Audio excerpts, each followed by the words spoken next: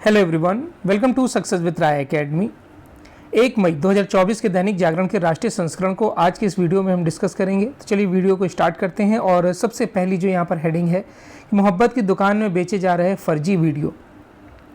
प्रधानमंत्री नरेंद्र मोदी ने मंगलवार को कांग्रेस पर कटाक्ष करते हुए कहा कि वह भाजपा के नेतृत्व वाली केंद्र सरकार से मुकाबला नहीं कर पा रही है और तकनीक का दुरुपयोग कर इंटरनेट मीडिया पर फर्जी वीडियो प्रसारित कर रही है, अपनी मोहब्बत की दुकान में फर्जी वीडियो बेच रही है। यही नहीं, उन्होंने कहा कि कांग्रेस की जो नीति है वो सरकार में आतंकी हमला करा के भाग जाते थे, यानी कि जो नीतियां थी वो आतंकवादियों को छोड़ देने की थी, लेकिन अब जो सरकार है वो आतंकवादियों को उनके घर में घुसकर मारती है। मोदी महाराष्ट्र के लातूर, धाराशिव और माढ़ा में चुनावी रैलियों को संबोधित कर रहे थे। मोदी ने कहा कि 2008 में मुंबई हमलों के बाद कांग्रेस शासन के दौरान पाकिस्तान को डेजियर भेजने की प्रथा के विपरीत भाजपा के नेतृत्व वाली सरकार आतंकवादियों से सीधे निपटने का कार्य करती है। उन्होंने सवाल किया कि एक कमजोर सरकार देश को कैसे मजबूत कर सकती है। उन्होंने कहा कि मोदी आपके जीवन को बदलने के लिए दिन रात अथक प्रयास कर रहा है, जबकि इंडी जो गठबंधन है विपक्ष का, उनके लोग मोदी को बदलने के लिए अपनी पूरी ताकत लगा रहे हैं।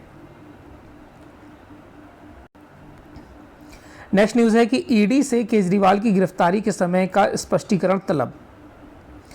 सुप्रीम कोर्ट ने दिल्ली आबकारी नीति घोटाले में मनी लॉन्ड्रिंग के आरोप में जेल में बंद दिल्ली के मुख्यमंत्री अरविंद केजरीवाल को लोकसभा चुनाव के दौरान गिरफ्तार किए जाने पर ईडी से सवाल किया है। कहा है कि स्वतंत्रता महत्वपूर्ण है और ईडी को गिरफ्तारी के समय पर जवाब देना होगा। साथ ही गिरफ्तारी और जब्ती व उससे केजरीवाल के संबंध पर भी अपना पक्ष रखने को कहा है। केजरीवाल ने सुप्रीम कोर्ट में याचिका दाखिल कर दिल्ली हाई कोर्ट के आदेश को चुनौती दी है।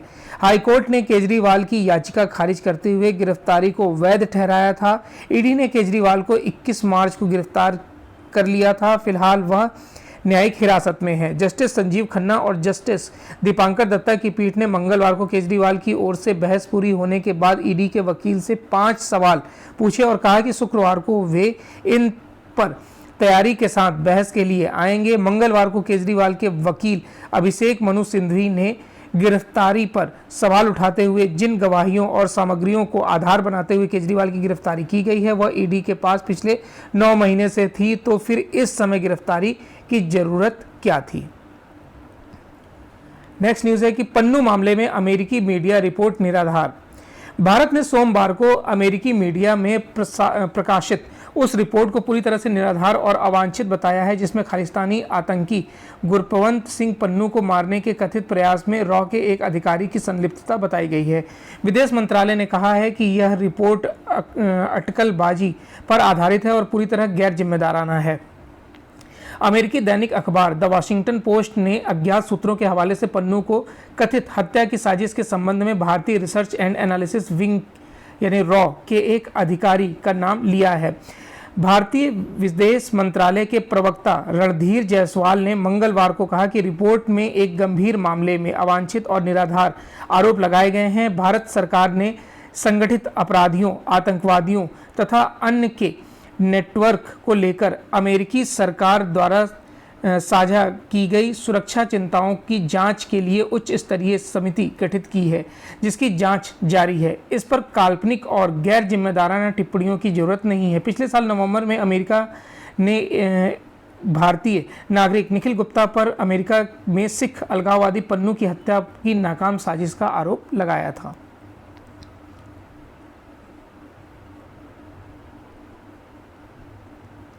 चलिए नेक्स्ट न्यूज़ पर आते हैं।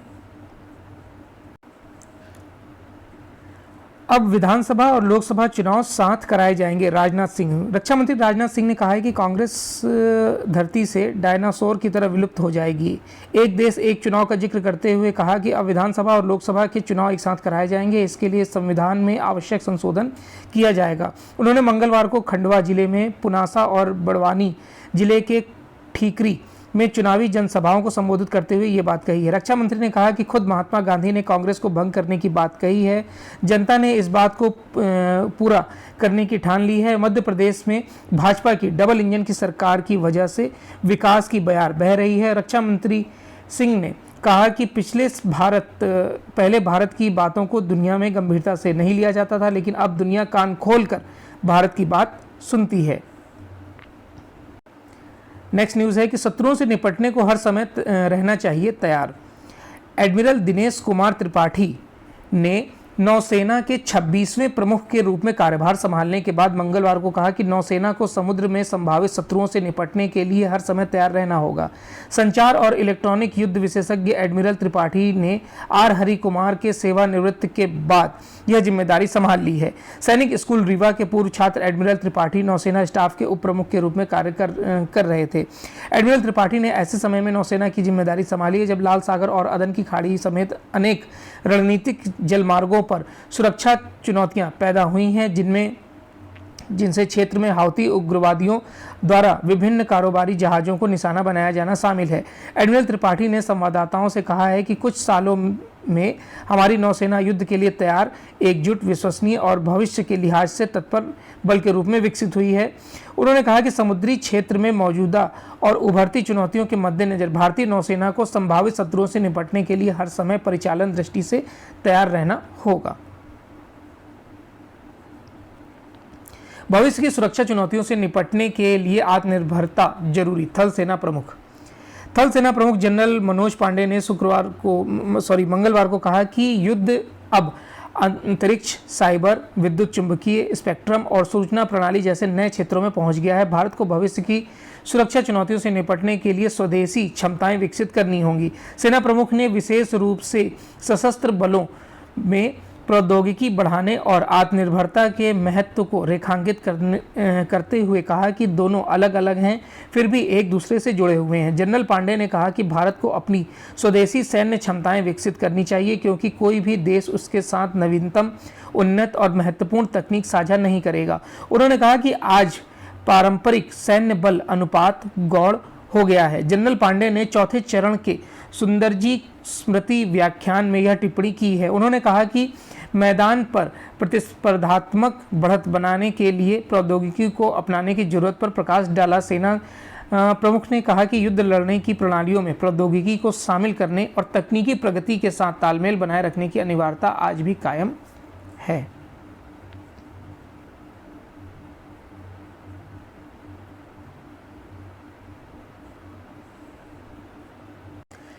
नेक्स्ट न्यूज़ है एडिटोरियल पेज से, भारतीय लोकतंत्र को लांछित करने का अभियान। भारत में चुनाव प्रक्रिया एवं शासन व्यवस्था में कुछ सुधार आवश्यक है, पर हमारी उपलब्धियों को अनदेखा कर मनगढ़ंत आरोप लगाना एक सुनियोजित षड्यंत्र है। देश में जारी लोकसभा चुनाव जिस बड़े पैमाने पर आयोजित हो रहे हैं वह विश्व के सामने एक मिसाल है। दुनिया में ऐसा कोई देश नहीं है जहां करीब 97 करोड़ मतदाता हों, 2800 राजनीतिक दल कड़ी प्रतिस्पर्धा में हो, 55 लाख ईवीएम हो, इनमें छेड़छाड़ नहीं की जा सकती है, 10.5 लाख मतदान केंद्र हों जहां अधिकतर शांतिपूर्वक और बिना धांधली के मतदान हो और चुनाव परिणाम की विश्वसनीयता पर हारने वाले उम्मीदवार अथवा दल भी स्वीकृति देते हों। इतने बड़े पैमाने पर आज तक इतिहास में कभी भी लोकतांत्रिक स्वेच्छा का प्रदर्शन नहीं देखा गया है। अगर इस कीर्तिमान को कोई तोड़ेगा भी तो उस देश का नाम भारत ही होगा। हम ही अपने आप द्वारा स्थापित ऊंचाइयों के ऊपर जाने की सामर्थ्य रखते हैं। विश्व में लोकतंत्र की साख कायम रखने के लिए भारत सबसे प्रबल दायित्व निभा रहा है और हम आज उस कालखंड में हैं जहां चीन जैसे शक्तिशाली देश में तानाशाही का बोलबाला बढ़ रहा है। आगे आर्टिकल में बताया गया कि मोदी सरकार के साथ भारत के निदंग टिप्पणीकारों एवं संपादकों के लक्षणों को समझना आवश्यक है। वे वस्तुगत सच्चाइयों के बजाय एक छोटे अभिजात्य वर्ग की सर्वसम्मति और आराम कुर्सी पर हासिल कथित ज्ञान के आधार पर लिखते हैं और बोलते हैं। ब्रिटेन के राजनीतिक शास्त्री एड्रियन पेबस्ट ने उदार लोकतंत्र के राक्षस नामक पुस्तक में इनकी पोल खोली है। उन्होंने लिखा है कि पश्चिमी उदारवादी आम लोगों के मूल्यों के प्रति अत्यधिक अलोकतांत्रिक और असहिष्णु हैं और उनका लक्ष्य है सत्ता और धन को संकीर्ण और जिम्मेदार अभिजात्य वर्ग के हाथों से केंद्रित करना। वे न केवल भारत जैसे सक्रिय लोकतंत्र पर उंगली उठाते हैं बल्कि अपने देश में रूढ़िवादी और दक्षिणपंथी सरकारों एवं नेताओं में लोकतांत्रिक प्रकृति के हावी होने का आरोप लगाते हैं। जहां भी उदारवादी धड़े के अनुसार राजनीति और समाज नहीं झुकते, वहां उस धड़े के लोग उन्हें पिछड़ा हुआ दिखाने को अपना कर्तव्य समझते हैं। विश्व के प्रत्येक लोकतंत्र में त्रुटियां होती हैं और कोई भी देश दोषहीन नहीं हो सकता। भारत में भी चुनावी प्रक्रिया एवं शासन व्यवस्था में लगातार सुधार जरूरी है और अभी हमारा लोकतंत्र सर्वाधिक उत्कृष्ट स्तर पर नहीं पहुंचा है, लेकिन वैश्विक परिप्रेक्ष्य में हमारी जो उपलब्धियां हैं उन्हें अनदेखा करके मनगढ़ंत आरोप लगाना और भारत की छवि को मलिन करना एक सुनियोजित षड्यंत्र का हिस्सा है। इसका भांडाफोड़ साधारण भारतीय मतदाता तो करेंगे ही, हमारे तार्किक राष्ट्रवादी बुद्धिजीवियों को भी चाहिए कि वे वास्तविकता दिखाते रहें। नेक्स्ट जो आर्टिकल है वो राजनीतिक आर्टिकल, पॉलिटिकल आर्टिकल है, इसको स्किप करेंगे। नेक्स्ट पेज है बिजनेस पेज। बिजनेस पेज में पहली न्यूज़ है कि इलेक्ट्रिक कारों का माइलेज कंपनियों के दावों से दूर। इलेक्ट्रिक कार खरीदने जा रहे हैं तो इसकी पूरी पड़ताल कर लें कि उसका वास्तविक माइलेज क्या है। सच्चाई यह है कि कंपनियों की टेस्ट रेंज के दावे के विपरीत सामान्य स्थिति में माइलेज 65 से 70% ही होता है। कार की माइलेज या क्लेम्ड रेंज तय करने के लिए गाड़ी की टेस्टिंग अधिकतम 50 किलोमीटर प्रति घंटे की रफ्तार से बिना एयर कंडीशन चलाए 25 डिग्री तापमान पर एक समान सड़क पर की जाती है। ऐसे में अगर आप इलेक्ट्रिक कार चलाते समय 50 किलोमीटर से अधिक स्पीड रखेंगे, एसी चलाएंगे या फिर अपने अलावा कई अन्य लोगों को कार में बैठाएंगे तो ज़्यादा एनर्जी लगेगी और कार वह माइलेज नहीं देगी, इसका दावा किया गया है। अगर ट्रैफिक अधिक है और सड़कें टूटी फूटी हैं तो भी माइलेज का दावा फेल हो सकता है। मौसम में फ़र्क की वजह से राजस्थान में कहीं माइलेज नहीं मिलेगा तो मुंबई में मिलेगा। कार कंपनियां इस बात की जानकारी अपने विज्ञापनों में नहीं देती हैं।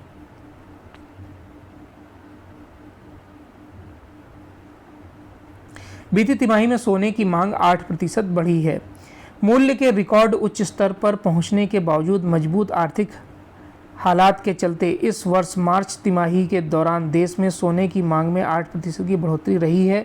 वर्ल्ड गोल्ड काउंसिल के अनुसार जनवरी मार्च 2024 के दौरान भारत में 136.6 टन सोने की मांग रही है। आरबीआई की ओर से की गई आक्रामक खरीदारी का भी सोने की मांग बढ़ने में प्रमुख योगदान रहा है।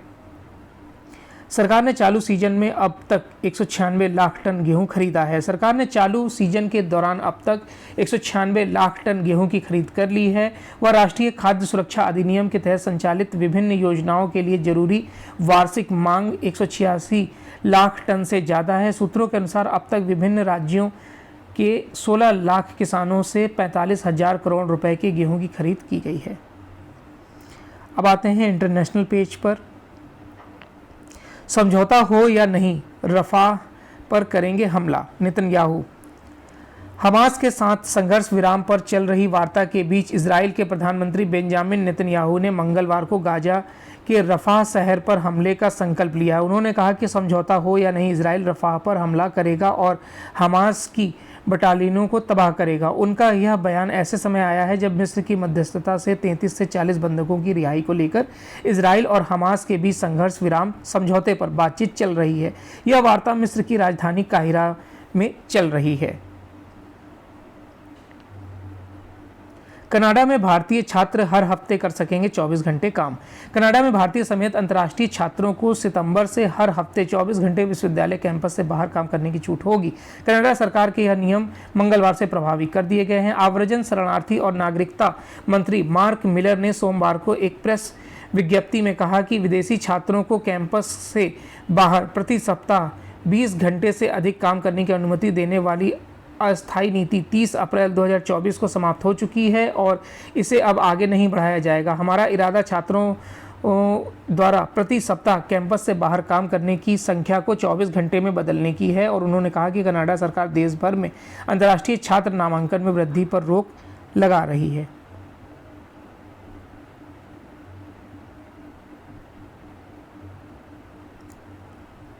चलिए, तो ये आज का 1 मई 2024 का दैनिक जागरण का राष्ट्रीय संस्करण था।